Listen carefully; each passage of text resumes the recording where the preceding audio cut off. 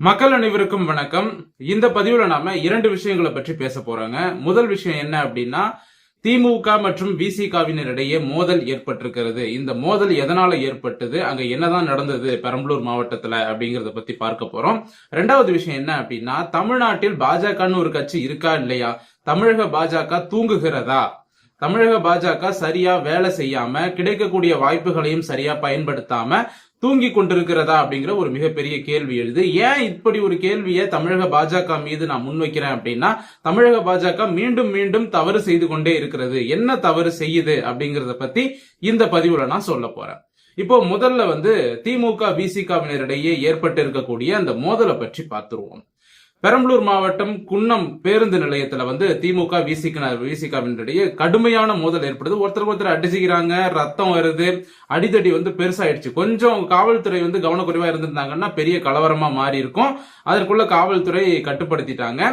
இந்த அளவிற்கு அடிச்சுக்கிற அளவுக்கு, ரத்தம் வர்ற அளவுக்கு அடிச்சுக்கிறாங்க. இந்த அளவிற்கு ஒரு பெரிய பிரச்சனை கலவரமாக வருவதற்கான காரணம் என்னதான் நடந்தது அப்படின்னு பாத்தீங்கன்னா, முதல்ல ஆர் ராசா அவர்கள் ஒரு பதிவு போடுறாரு. விசிகா திமுகவுல அமைச்சரவையில இடம் பிடிச்சாங்க இல்லையா, வன்னியரசுக்கு அமைச்சர் பதவி கொடுத்தாங்க இல்லையா, அதற்கு பிறகு ஆர் ராசா ஒரு பதிவு போடுறாரு சமூக வலைதள பக்கத்துல. என்ன போடுறாரு அப்படின்னா, இந்த மாதிரி துரோகிகள் அப்படிங்கிற மாதிரி, அதை ஆர் ராசா சொன்னதை வெளிப்படையா யூடியூப்ல சொல்ல முடியாது, கொஞ்சம் ஆபாசமாகவும் பேசியிருந்தாரு. இப்ப விசிகாவினரை இப்படி ஆபாசமாக ஒருமையில பேசியிருக்கிறாரு ஆர் ராசா அவர்கள். இதற்கு விடுதலை சிறுத்தை கட்சி சார்பாக கண்டன ஆர்ப்பாட்டம் நடத்துறோம் அப்படின்னு சொல்லி பெரம்பலூர் மாவட்ட ஆட்சியர் அலுவலகத்துல போயிட்டு இவங்க பர்மிஷன் எல்லாம் கேட்டாங்க. மாவட்ட ஆட்சியர் கிட்டையும் கேட்டாங்க, அதே போல பெரம்பலூர் எஸ்பி கிட்டையும் ஆர்ப்பாட்டம் நடத்தணும், எங்களுக்கு பர்மிஷன் கொடுங்க அப்படின்னு கேட்டாங்க. அதே நேரத்துல இந்த பக்கம் திமுகவினர் பாத்தீங்கன்னா, விசிகாவை கண்டித்தும் ஆர் ராசாவிற்கு ஆதரவாகவும் நாங்க ஒரு ஆர்ப்பாட்டம் நடத்த போறோம், எங்களுக்கும் பர்மிஷன் கொடுங்க அப்படின்னு இவங்களும் பெரம்பலூர்ல கலெக்டர் ஆபீஸ் கிட்டையும் எஸ்பி ஆபீஸ் கிட்டையும் போயிட்டு இவங்க இந்த மாதிரி மனு கொடுக்க ஆரம்பிச்சிட்டாங்க பர்மிஷன் கேட்டு. ரெண்டு பேரும் ஒரே நேரத்துல ஆர்ப்பாட்டம் நடத்துறோம், ரெண்டு பேரும் இதே தேதியில தான் ஆர்ப்பாட்டம் நடத்தணும் அப்படின்னு சொல்லி ரெண்டு பேருமே எஸ்பி கிட்ட மனு கொடுக்க போக, ரெண்டு பேரும் பாத்தீங்கன்னா குன்னத்துல சந்திச்சுக்கிறாங்க. குன்னத்துல சந்திக்கும் பொழுது விசிகாவினர் திருமாவளவன் வாழ்க, வன்னியரசு வாழ்க அப்படின்னு சொல்லி விடுதலை சிறுத்தை வாழ்கங்கிற மாதிரி இவங்க ஒரு பக்கம் கோஷம் எழுப்புறாங்க. அதே நேரத்துல ஆர் ராசா ஒழிக அப்படின்னு ஒரு கோஷமும் இவங்க போடுறாங்க. யாரு? விடுதலை சிறுத்தை போடுறாங்க.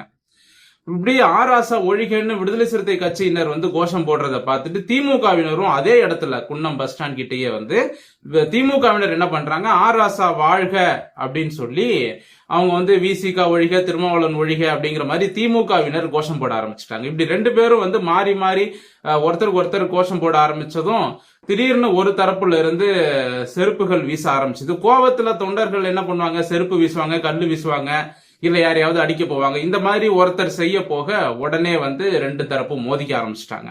நீயா நானா அப்படின்ட்டு. திமுகவினர் என்ன சொல்றாங்க அப்படின்னா, எங்க ஓட்டை வாங்கிட்டு தான் நீங்க ஜெயிச்சீங்க, எங்களுக்கு நீங்க துரோகம் பண்ணலாமான்னு திமுகவினர் சொல்ல, எங்க ஓட்டுல தான் இத்தனை ஆண்டு காலம் நீங்க திமுக ஆட்சி பண்ணிருக்கீங்க தமிழ்நாட்டுல திமுக 60 வருஷமா ஆட்சி பண்ணிருக்கு அப்படின்னா அதுக்கு காரணம் தலித் ஓட்டு தான், நாங்க இல்லாம திமுக எப்படி ஜெயிச்சிருக்கோம் அப்படின்னு விசிகாவினரும் திமுகவினரை பார்த்து கேட்க, அதுதான் மிகப்பெரிய அளவுல மோதலா வெடிச்சிருக்கு.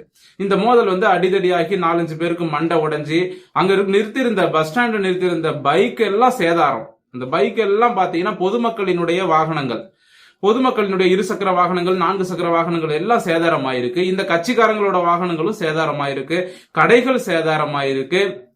நல்லவேளை காவல்துறை கொஞ்சம் கட்டுப்படுத்திட்டாங்க, இல்லைன்னா இன்னும் அந்த பகுதி முழுக்க ஒரு பெரிய கலவரம் ஆயிருக்கும். ஏன் சொல்றேன் அப்படின்னா, அரியலூர் மாவட்டம், பெரம்பலூர் மாவட்டம், இது ரெண்டுமே பாத்தீங்கன்னா 4 கட்சிகளும் பலமாக இருக்கக்கூடிய மாவட்டங்கள். இப்போ நீங்க தமிழ்நாட்டுல எடுத்துக்கிட்டீங்க அப்படின்னா, சென்னைன்னு எடுத்துக்கிட்டா அது திமுக கோட்டை, கோயம்புத்தூர் கொங்கு மண்டலம்னு எடுத்துக்கிட்டீங்கன்னா அது அதிமுக கோட்டை, பாஜக கோட்டை. அதே போல டெல்டா மாவட்டம்னு எடுத்துக்கிட்டீங்கன்னா அது திமுக கோட்டை. அது மாதிரி தென் மாவட்டம் மதுரை பகுதியெல்லாம் எடுத்துக்கிட்டீங்கன்னா ஜெயலலிதா இருக்கும் பொழுது அதிமுக கோட்டையாக இருந்தது, தற்பொழுது திமுக கோட்டையாக இருக்கிறது அப்படின்னு சொல்லி இந்தந்த மாவட்டங்கிறது இந்த கட்சியோட கோட்டை அப்படின்னு சொல்லுவாங்க. ஆனா இந்த அரியலூர், பெரம்பலூர் இந்த 2 மாவட்டங்களும் எடுத்துக்கிட்டீங்கன்னா 4 கட்சிகளும் பலமாக இருக்கக்கூடிய மாவட்டங்கள். இந்த 4 கட்சிகள் எது எது அப்படின்னு பாத்தீங்கன்னா திமுக, அதிமுக, பாமக, விசிகா. இந்த 4 கட்சிகளும், இந்த 4 கட்சிகளினுடைய கூட்டணி கட்சிகளும் பலமாக இருக்கக்கூடிய மாவட்டம். பாமக சொல்லவே தேவையில்ல, வன்னியர்கள் அதிகமா இருக்கக்கூடிய பகுதி, காடுவெட்டி குரு இருந்த பகுதி அரியலூர் மாவட்டம். அதே மாவட்டத்துல தான் திருமாவளவனும் பிறந்தாரு, அரியலூர் மாவட்டத்துல. அதனால விசிகாவும் பலமா இருக்கக்கூடிய பகுதி. அரியலூர் மாவட்டத்துல சிவசங்கர் பிறந்தாரு, திமுக பலமா இருக்கக்கூடிய மாவட்டமும் அதுதான். பெரம்பலூர்ல ஆர் ராசா பிறந்தார், பெரம்பலூர்லயும் திமுக பலமா இருக்கு. அதே போல அரியலூர்ல தாமரை எஸ் ராஜேந்திரன் முன்னாள் கொறடா, அவரு பாத்தீங்கன்னா அதிமுக, அவரால் அதிமுக இங்க பலமா இருக்கு. அதே போல பெரம்பலூர் மாவட்டத்திலயும் இதுக்கு முன்னால இளம்பை தமிழ்ச்செல்வன் இருந்தாரு, குன்னம் ஆர்டி ராமச்சந்திரன் இருந்தாரு. இப்படி திமுக, அதிமுக, பாமக, விசிகான்னு 4 கட்சிகளும் சமபலத்தோட இருக்கக்கூடிய 2 மாவட்டங்கள் தான் இந்த அரியலூரும் பெரம்பலூரும். சோ இப்படி விஐபிகள் அதிகமா இருக்கக்கூடிய இந்த 2 மாவட்டங்கள். இப்படி இருக்கும் பொழுது ஒரு சின்ன பிரச்சனை, ஒரு சின்ன தீப்பொறி அப்படின்னா கூட அங்க என்ன ஆகும், பெரிய அளவுல கலவரம் பத்திக்கும். ஏற்கனவே அதிகமாக கலவரம் நடக்கக்கூடிய பகுதி தான் இந்த அரியலூர் மற்றும் அதனை சுற்றி இருக்கக்கூடிய பகுதிகள்.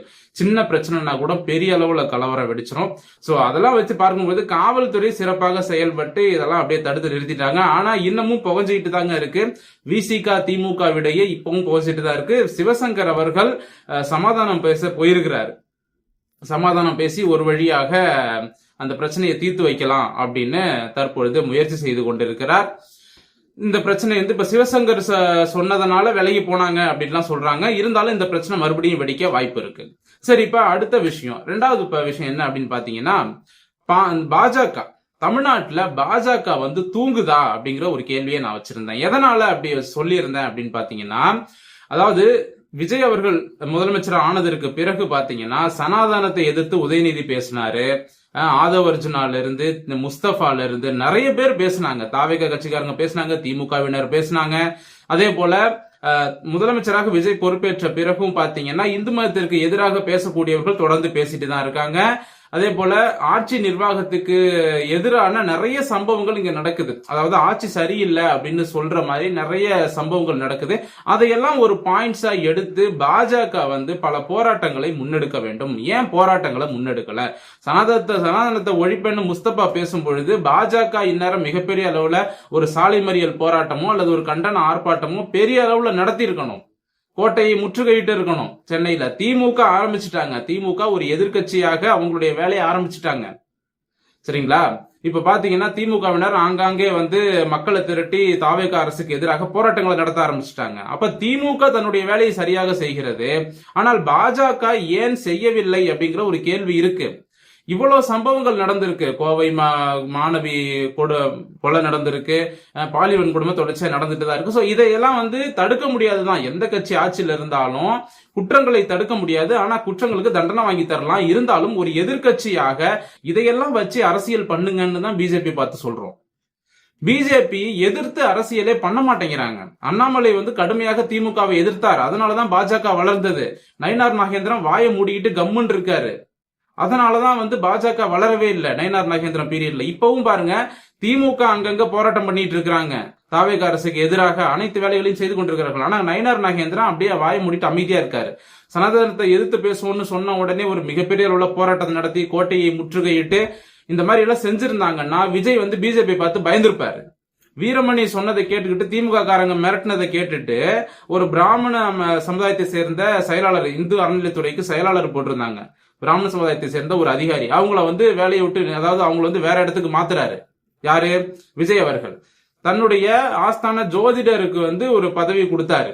அதற்கு திமுக தரப்புல இருந்தும் திராவிட கழகம் தரப்புல இருந்து எதிர்ப்பு வந்துச்சு. உடனடியாக அந்த ஜோதிடருக்கும் அந்த பதவியை கொடுக்கல, நீக்கிட்டாரு. அப்போ இவர்கள் எதிர்ப்பு தெரிவிக்கிறதுனால விஜய் அவர்கள் அதற்கு பணிந்து பணிறாரு. சரியா? சோ பாஜகவும் கடுமையா எதிர்ப்பு தெரிவிச்சா விஜய் அவர்கள் பணிய மாட்டாரா இல்லையா? நிச்சயமா பணிவார்.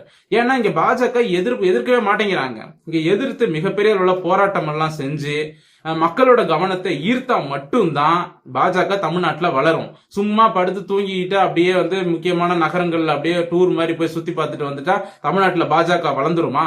தினம் ஏதாவது ஒரு போராட்டம், ஏதாவது ஒரு அறிக்கை தொடர்ச்சியாக வெளியிட வேண்டும். வாரத்துக்கு ஒரு போராட்டத்தையாவது செஞ்சுக்கிட்டே இருக்கணும். அப்பன்னாதான் ஆளுங்கட்சிக்கு நெருக்கடி கொடுக்க முடியும். அரசியல் தெரியாம உட்கார்ந்துருக்காங்களா தமிழ்நாடு பிஜேபி? எனக்கு ஒண்ணுமே புரியல. தயவு செஞ்சு அண்ணாமலை அவர்களை தலைவரா போடுங்க. அவர் இருக்கும்போது வார வாரம் பாத்தீங்கன்னா ஏதாவது ஒரு போராட்டம் அங்கங்க நிறைய பண்ணிட்டு இருந்தாங்க. தினமும் ஹெட்லைன்ஸ்ல தமிழ்நாடு பிஜேபி பத்தி பேசிக்கிட்டே இருப்பாங்க தமிழ்நாட்டுல. ஆக மொத்தம் தமிழ்நாடு பிஜேபி தற்பொழுது தூங்கி கொண்டிருக்கிறது என்பதுதான் நிதர்சனமான உண்மை. தமிழ்நாடு பிஜேபி தற்பொழுது 2 திராவிட கட்சிகளும் தோத்து போயிருக்காங்க. இந்த வாய்ப்பை பயன்படுத்தி கட்சியை வளர்ப்பதற்கு என்ன வேலை செய்யணுமோ அதை செய்யுங்க அப்படிங்கறத சொல்லிட்டு இந்த பதிவை நான் முடிச்சுக்கிறேன். மீண்டும் அடுத்த நல்ல பதிவோடு உங்களை சந்திக்கிறேன். நன்றி, வணக்கம்.